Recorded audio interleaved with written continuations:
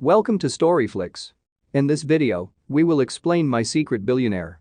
This movie tells the story of Pharaoh Olivetti, who has abundant wealth and is a very successful businessman. One time, Pharaoh's father was sick and made a final wish. He asked that Pharaoh could experience life as a poor man, having nothing and surviving in such conditions for 30 days without ever touching his money or using his name. Wanting to fulfill his father's last wish, Pharaoh disguised himself as a poor man named Claude. Will Pharaoh be able to fulfill his father's last wish? Or did Pharaoh, who was used to living a life full of wealth, finally choose to give up halfway? Let's find out in My Secret Billionaire. My Secret Billionaire tells about a man named Pharaoh Olivetti, a successful businessman from a wealthy family. He lives a life full of wealth and is surrounded by beautiful and sexy women fascinated by his good looks and abundant wealth. When Pharaoh was attending a lavish bourgeois party in California, he received a call from his mother telling him that his father was seriously ill and asked him to return to Italy for his father's sake. Hearing the news, he rushed to the airport and immediately headed to Italy using his private jet.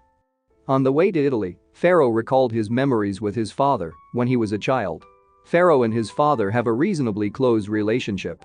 His father advised him to always be a humble person, full of compassion, and always care for others, no matter whether he has a lot of money, because the most important thing in this world is kindness, not riches. Arriving at his parents' residence, Pharaoh immediately met his father, who was lying weakly on his bed. His mother told him that his father would not be able to survive much longer due to his critical condition. At the end of his life, the father made a last wish to Pharaoh, in which he wanted him to live a simple life with mediocre money and not use his big name for 30 days. His father deliberately asked him for this to feel how difficult it was when he didn't have money so that he could learn to respect other people. Although it seems a little objectionable to the request, Pharaoh decided to fulfill his father's last request before his father breathed his last. He looked so sad and devastated when his father died. However, after his father's funeral, Pharaoh rushed back to California to make his father's last wish. Arriving at the office, Pharaoh then told his assistant, a man named Lawrence, that he would go and live in New York for 30 days to fulfill his father's last wish to be poor. Lawrence looked surprised when he heard that and was about to prevent Pharaoh from leaving because of the sheer amount of work they had to finish. However, Lawrence then understood how important Pharaoh's father's last request was, so Lawrence was finally unable to prevent Pharaoh's departure. Before leaving, Pharaoh asked Lawrence to take care of his company and exchanged identities with his driver, Claude Reno. Long story short, Pharaoh ended up going to New York on a commercial plane, where he met a very annoying man named Stuart Curtis. It was so annoying for being so rude. A flight attendant who couldn't stand being treated like a waitress replied to Curtis's treatment, making Pharaoh and the other passengers laugh. Arriving in New York City, Pharaoh now has to start a new life as a poor man who doesn't have enough money to take a bus or taxi, so he must find a ride to travel. Being in the bustling city center, he started questioning every shop there, asking if they had any job openings. However, upon seeing Pharaoh's appearance, they were reluctant to hire him for one reason or another. That day, his efforts to get a job were hopeless. In the evening, Pharaoh came to a bar and met a beautiful woman interested in him. But after knowing that Pharaoh was just a poor person, she then left him. Not long after, a fat woman named Peta approached Pharaoh and asked him to get acquainted. To disguise his identity, Pharaoh introduces himself as Claude to Peta. Knowing that Pharaoh needed a place to spend the night, Peta, who seemed interested in him, then invited him to stay at her house. Pharaoh accepted Peta's invitation without realizing that Peta actually wanted to ask him to make love to her. Arriving at Peta's house, and after knowing her intentions, Pharaoh immediately rejected her and lied by saying that he was gay. An irritated Peta then told him to sleep on the floor. Unable to stand the sound of Peta's loud snoring, Pharaoh rushed to another room and found a woman sleeping there. The woman was Diana, Peta's close friend who was staying there. Diana realized Pharaoh's presence there and then woke up and shouted angrily at him, then kicked him out of Peta's house. After being expelled from Peta's house, Pharaoh had to return to the streets of New York in the middle of a cold night. Unfortunately, he even met two delinquent men who tried to rob him. Pharaoh then fought and managed to escape from them. When Pharaoh was hiding from the pursuit of the thugs, he was caught by one of the residents, who accused him of being a robber and then reported it to the police. Pharaoh was then arrested and thrown into prison, even though he had explained that he was not a robber. He had to languish in prison on his first night as a poor man. When Pharaoh seemed to want to give up because he couldn't stand being in prison, the police released him because he was finally proven innocent. In the morning, Pharaoh, who was very hungry because he had not eaten any food since yesterday, decided to buy hot dogs. But since he only had 50 cents left, he couldn't even pay for the hot dog.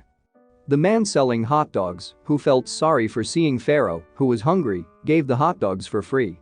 Pharaoh looked pleased and very grateful to the hot dog seller. He asked the man's name and promised that he would repay the man's kindness. But the man named Angelo didn't seem too concerned about it and helped Pharaoh selflessly. When Pharaoh was about to take a newspaper in the trash, a homeless man also seemed to want to take the newspaper, so Pharaoh then gave the last 50 cents to the man, and he got the newspaper. While focusing on reading the newspaper, Pharaoh was accidentally hit by a delivery truck. Fred, the truck driver, got out of the truck and helped Pharaoh to his feet. Fred then apologized to him and asked how he was. Pharaoh then told Fred that he needed a job and a place to stay. Hearing this, Fred then informed him about one of his customers who needed a driver and was willing to take Pharaoh there to meet the customer. Pharaoh was pleased and immediately accepted the offer.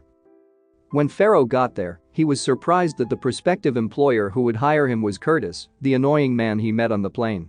Curtis is a fairly successful real estate entrepreneur, but he is very arrogant and rude and always looks down on others.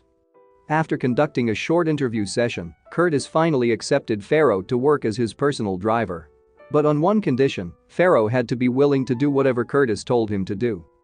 That same day, Pharaoh was asked to go straight to work, where he was ordered to be a waiter at a party held by Curtis at his house. While cleaning the table, Pharaoh saw a television broadcast that reported that his company, namely Pharaoh Olivetti Enterprise, had won a multi-million-dollar project and defeated a rival company. Knowing this, Pharaoh then called Lawrence and asked him to give every employee in his company a bonus worth $5,000. Frankly, this surprised Lawrence because Pharaoh was previously known as a person who never cared about the welfare of his employees. But now, when Pharaoh has felt how difficult life is when he doesn't have money, he has become empathetic with his employees. When Pharaoh entered his room to rest, he was surprised by the appearance of Curtis's wife, Kat, who was already waiting for him there. Kat tried to seduce Pharaoh, but he tried to resist. Not long after, there was a knock on the door, and Pharaoh asked Kat to hide under the bed. When he opened the door, Pharaoh was surprised to see the arrival of Curtis's daughter, Nancy, who also wanted to seduce him. It didn't stop there. Pharaoh was even dizzier when Curtis came to his room, so he asked Nancy to hide in the bathroom. Like his wife and daughter, Curtis also came there to seduce him because the man turned out to be bisexual and was fascinated by Pharaoh's good looks. However, Pharaoh rejected Curtis by lying that he had a sexually transmitted disease, so Curtis was disgusted and left there. Likewise with the others. When Pharaoh drove Curtis to his office, he accidentally met Diana again, who turned out to be an employee at Curtis's company. Diana still seems to have recognized Pharaoh since the incident at Peter's house, so she hastened away when she saw Pharaoh, even though he tried to explain what happened that night. The next day, Pharaoh sent Diana a bouquet of flowers as an apology, but he didn't write his name. Diana also wondered who had sent the flowers to her. Curtis then asked Diana to take his bag left at the office to his home. Arriving at Curtis's house and handing over his bag, Diana was told to go home, and Pharaoh was ordered to take her home. Pharaoh then apologizes to Diana for what happened at Peter's house and explains everything. Pharaoh then informed her that he was the one who sent the flowers to her as a sign of apology. Pharaoh and Diana then engaged in casual conversation. After that, they finally became closer to each other, and they often spent time together drinking coffee while talking about many things about their lives. Pharaoh eventually learns that Diana was married once, but now she has become a widow after her husband, who was a soldier, died in the war 9 years ago. Pharaoh seems to have been so enchanted by Diana's kind and independent personality. On the other hand, Diana then seems interested in the handsome and mysterious Pharaoh. A few days later, Nancy came to her father's office, where the girl spread slander by accusing Pharaoh of trying to harass her. Frankly, Pharaoh denied this. But Curtis didn't care and cursed at Pharaoh before finally firing him. Hearing Curtis cursing at Pharaoh, Diana then tried to defend Pharaoh. But in the end, she was also fired by Curtis. Because Pharaoh no longer works for Curtis and has no place to live, Diana then offers him to live at her house with her parents. Diana then invited Pharaoh to have dinner at home with her parents, where she then expressed her desire to ask him to live with them. Hearing this, Diana's parents disagreed because they thought Pharaoh was just an unemployed man who couldn't make their beloved daughter happy. Because Diana had already fallen in love with Pharaoh, she persuaded her parents to allow him to live with them. Her parents finally melted and obeyed her daughter's wishes. Day by day, the relationship between Pharaoh and Diana is getting closer and closer. Not only lovers, Pharaoh and Diana are then business partners. They later set up an agency company using Diana's savings as initial capital and Pharaoh's knowledge, which claims to have learned about business. 2 weeks have passed since then. The small company built by Diana and Pharaoh is starting to show outstanding progress, both of which are then increasingly optimistic about good prospects in the future. One day, Pharaoh received a call from Lawrence telling him that he had to come to a trial because the future of Pharaoh's company was threatened by their rival company, which demanded that Pharaoh had committed fake by disguising his identity. It turned out that their rival company had tapped into Lawrence's office phone, so they found out about Pharaoh's disguise as Claude. To save his company, Pharaoh rushed to California to attend a trial that was still won by Pharaoh Olivetti Enterprise. After finishing his business in California, Pharaoh returned to New York and met Diana, who seemed irritated because Pharaoh always acted mysteriously and kept secrets from her. Diana was even more furious when Kat, Curtis's wife, came to Pharaoh's office and immediately fondled him before Diana, even though Pharaoh had denied that he had a relationship with Kat. Diana, who felt angry and disappointed, then rushed to leave. Pharaoh chased after her, trying to explain everything, but Diana was fed up and didn't want to hear from him anymore. A week had passed since that incident, coinciding with the 30th day that Pharaoh had spent as a poor man, and he had succeeded in carrying out his father's last will.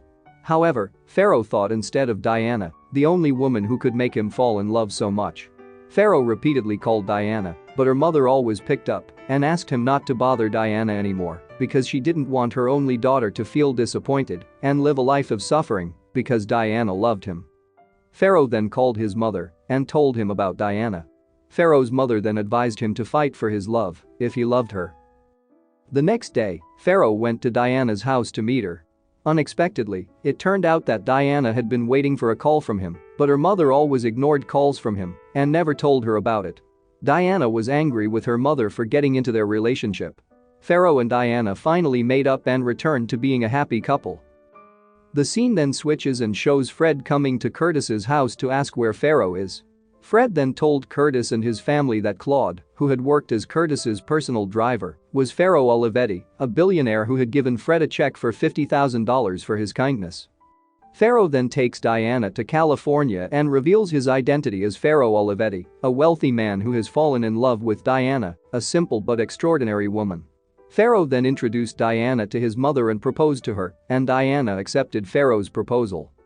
Pharaoh and Diana's wedding looked so grand and festive and was attended by many people, including people who had helped Pharaoh selflessly when he was a poor man in New York. The moral we can learn from this film is no matter how much money we have, it doesn't make us feel happy and fulfilled because the essential things in this world, such as true love, sincerity, caring, and kindness, cannot be obtained with a lot of money we have.